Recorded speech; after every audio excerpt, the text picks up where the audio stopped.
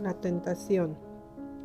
Después de su bautismo, Cristo fue guiado por el Espíritu al desierto para ser tentado del diablo. Cuando se dirigió al desierto, Cristo fue llevado por el Espíritu de Dios. Él no invitó la tentación. Deseaba estar solo para poder contemplar su misión y su obra. Por medio de la oración y el ayuno, tenía que prepararse para recorrer la senda ensangrentada que debía transitar. Pero Satanás sabía a dónde había ido el Salvador, de manera que fue allí para tentarlo. Cuando Jesús dejó el Jordán, su rostro brillaba con la gloria de Dios, pero después que entró en el desierto, esta gloria desapareció. Los pecados del mundo estaban sobre él, y su semblante mostraba mucho dolor y angustia, tales como el hombre nunca había sentido. Estaba sufriendo por los pecadores. Adán y Eva en el Edén habían desobedecido a Dios al comer del fruto prohibido. Su desobediencia había acarreado pecado, sufrimiento y muerte al mundo. Cristo vino para dar un ejemplo de obediencia.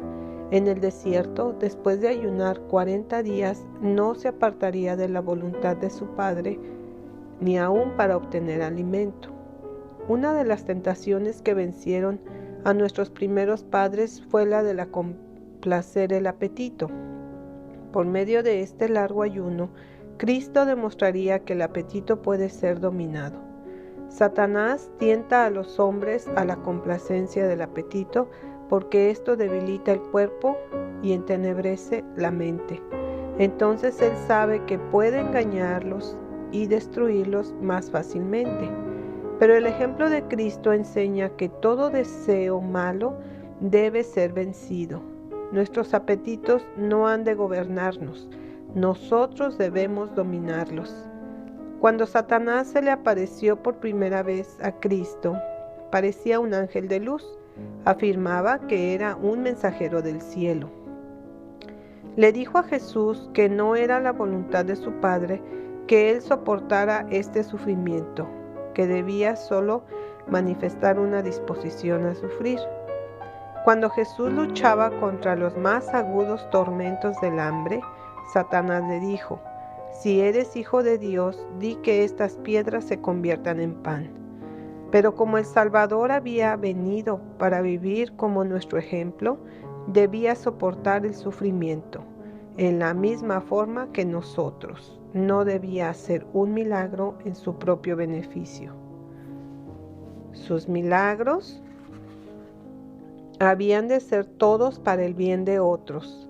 A la demanda de Satanás contestó: «Escrito está, no solo de pan vivirá el hombre, sino de toda palabra que sale de la boca de Dios». Así mostró que es mucho menos importante proveernos del alimento que obedecer la palabra de Dios.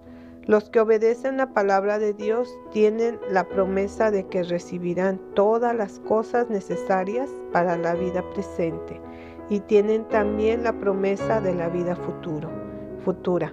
Satanás no había podido vencer a Cristo en la primera gran tentación.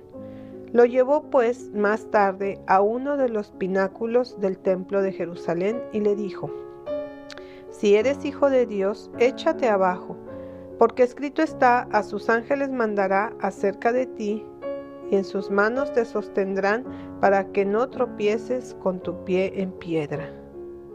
Satanás siguió aquí el ejemplo de Cristo al citar las Escrituras, pero esta promesa no es para los que voluntariamente se aventuran en el peligro. Jesús no haría esto para agradar a Satanás y le dijo: «Escrito está también, no tentarás al Señor tu Dios». Debemos confiar en el cuidado de nuestro Padre Celestial, pero no debemos ir a donde Él no nos manda. No debemos hacer lo que Él ha prohibido.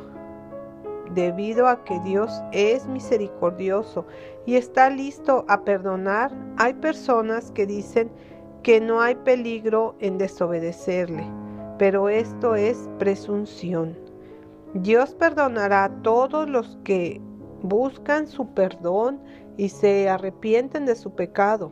pero a los que escogen desobedecerle no los puede bendecir. Satanás se reveló ahora como realmente es, el príncipe de las potestades de las tinieblas. Llevó a Cristo a la cumbre de una alta montaña y le mostró todos los reinos del mundo. La luz del sol caía sobre espléndidas ciudades, palacios de mármol, campos fructíferos y viñedos.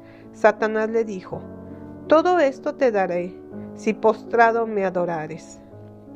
Cristo miró la escena por un momento, entonces se apartó. Satanás le había presentado el mundo en su luz más atractiva, pero el Salvador miró más allá de la belleza externa. Él vio al mundo en su miseria y su pecado, lejos de Dios. Toda esta miseria era el resultado de que el hombre se apartara de Dios y adorara a Satanás. Cristo estaba lleno del deseo de redimir aquello que se había perdido. Anhelaba restaurar al mundo a una belleza superior a la del Edén. Quería colocar a los hombres en un terreno ventajoso delante de Dios.